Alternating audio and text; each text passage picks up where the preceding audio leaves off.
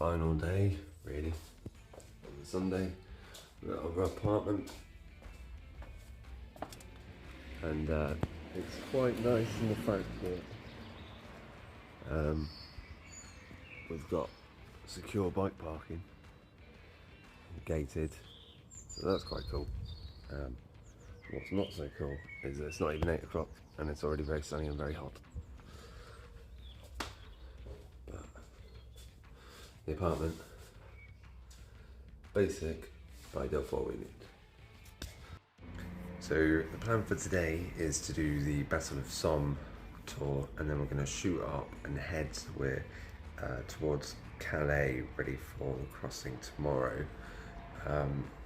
So yes, we've got a few stops that are all bunched together for the Somme, so we're going to go do that this morning, and then shoot up, and hopefully we'll have a few hours to take it a little bit steadier to get up towards Calais.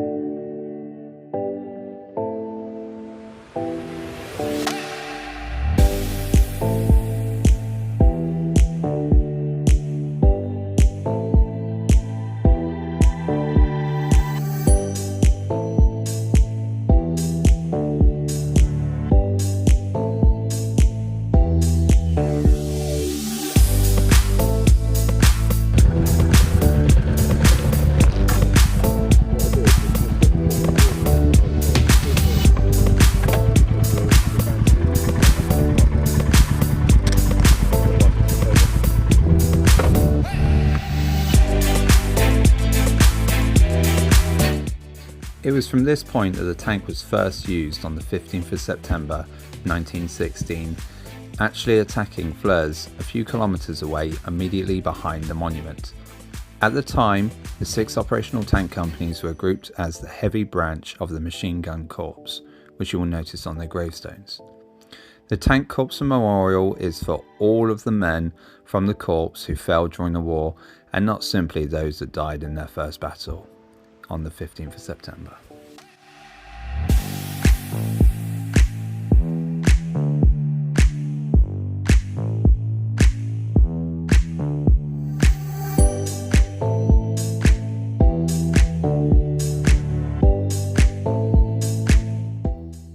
The Australian War Animal Memorial Organisation established the first international animal memorial in July 2016 at Pozieres.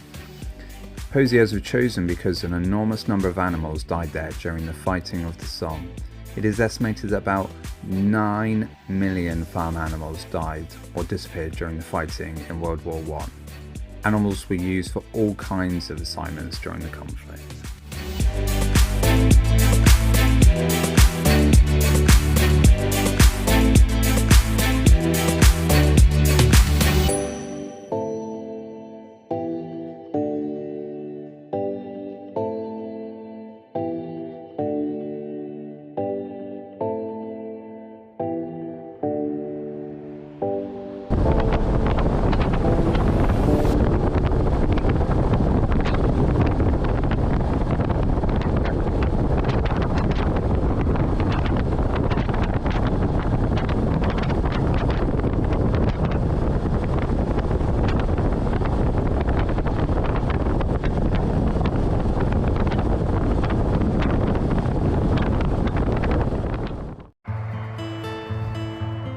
There are now 2,760 Commonwealth servicemen buried or commemorated in this cemetery.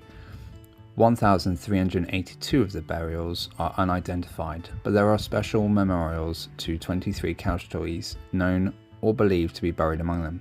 There is also one German soldier buried here.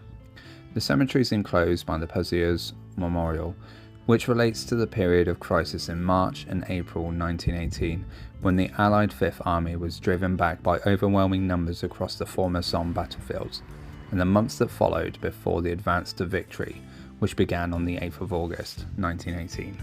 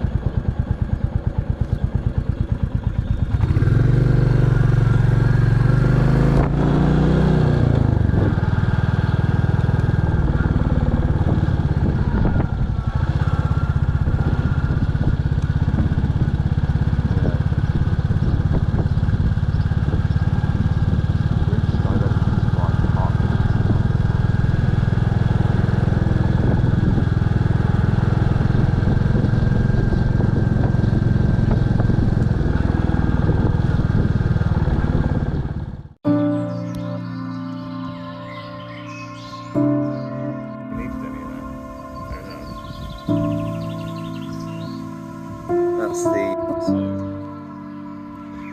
the the underground trenches. Well, the other thing about the trenches, so they obviously gave some training for digging trenches. The perfect way to dig a trench. So they're all. The Thiepval Memorial. The memorial to the missing of the Somme bears the names of more than 72,000 officers and men of the United Kingdom and South African forces who died in the Somme sector before 20 March 1918 and have no known grave. Over 90% of those commemorated died between July and November 1916. The memorial also serves as an Anglo-French battle memorial in recognition of the joint nature of the 1916 offensive, and a small cemetery containing equal numbers of Commonwealth and French graves lies at the foot of the memorial.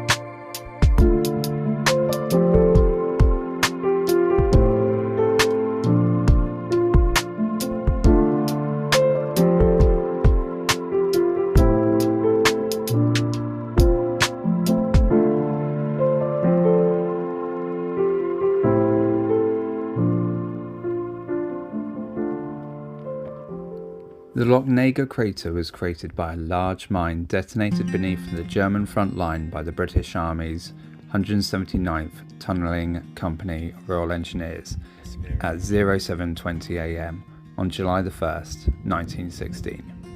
The explosion marked the beginning of the Battle of the Somme and was the largest of 19 mines placed beneath the German front line to assist the British infantry advance. It is the largest man-made crater from the First World War on the Western Front.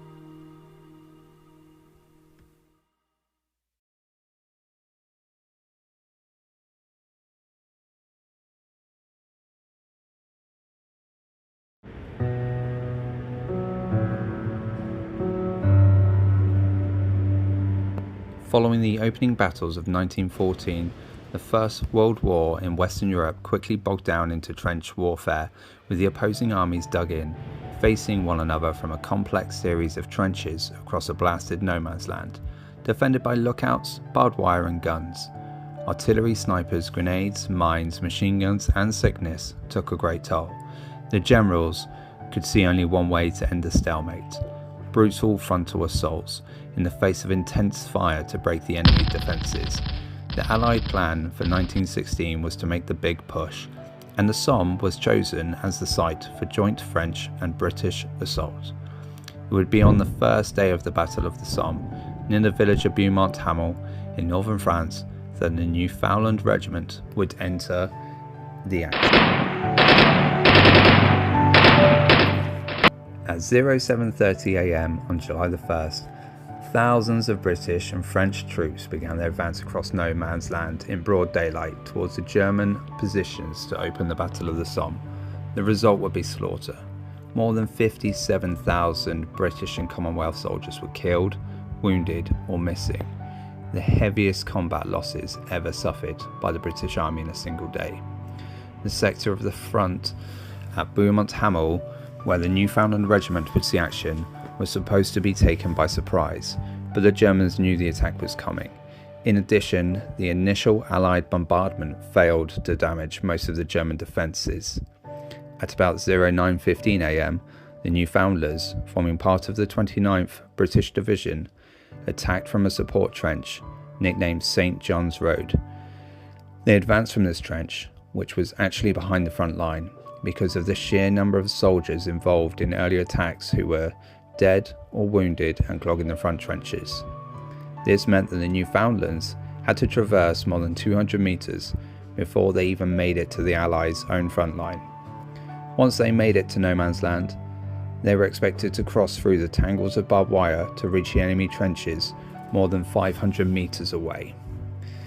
As the Newfoundlands advanced towards the enemy, there was a tree partway down the slope that marked the spot where German fire seemed to become particularly intense.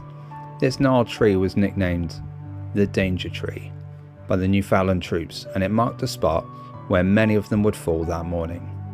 The Newfoundland Regiment would be particularly decimated in less than half an hour of intense German fire.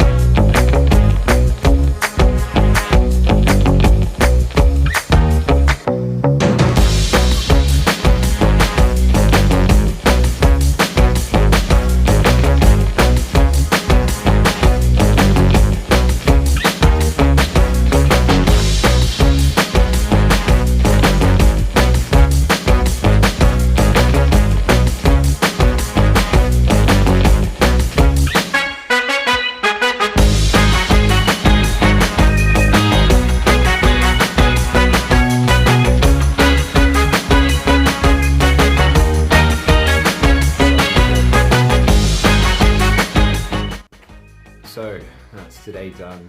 We are now in Calais and we'll be getting the tunnel back to the UK tomorrow morning. We'll make our way home. So yes, so that's nice done. So just about to go get some food and I'll do a bit more of an update.